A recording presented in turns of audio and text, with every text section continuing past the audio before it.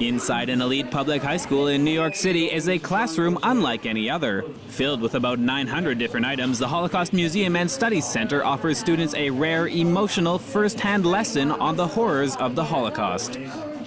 The museum is housed inside the prestigious Bronx High School of Science, and it has been decades in the making. The school's social studies teacher, Stuart Alenko, began collecting and displaying World War II artifacts in 1978, effectively establishing the first Holocaust museum inside a U.S. school, which predates the Holocaust Museum in Washington, D.C. Now the school has unveiled a new 92-square-meter home for the collection in the basement. We have approximately 900 items. It's a bit of a hodgepodge collection. We have items ranging from Nazi daggers and propaganda posters to newspapers to concentration camp uniforms to German uniforms to German mugs. There's a lot of material here, and some of it is very valuable.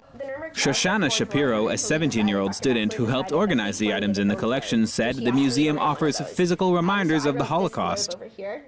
You know what, this puts it to life, even in this class. Just talking about it and really getting the viewpoints and just seeing all these artifacts reminds me that it really happened. Just before this museum was finally, finished, we were in here when they had the clothing were literally like 2 feet away from me with no glass in between.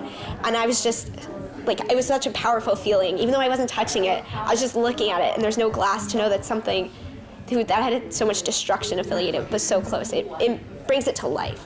And though I know people who survived, everything here makes it more real about the people who aren't here.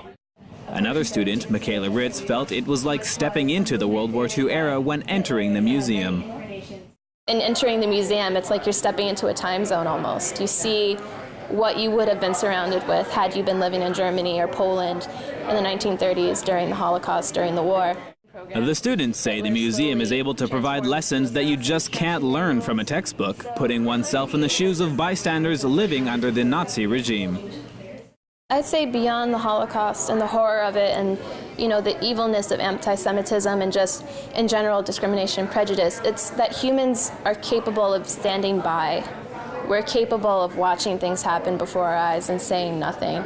And that, to me, is disturbing, both because it occurs and both because I see it in myself. I could see myself as a bystander. So in taking this class and learning about the Holocaust, I'm able to recognize how I could be weak and what I need to do to step up in my own daily life for other people. The Bronx High School of Science is hoping to open the museum to the public, with students leading tours for other schools and visiting groups. It has already had more than 60,000 visitors, mostly students, since it first opened in 1978.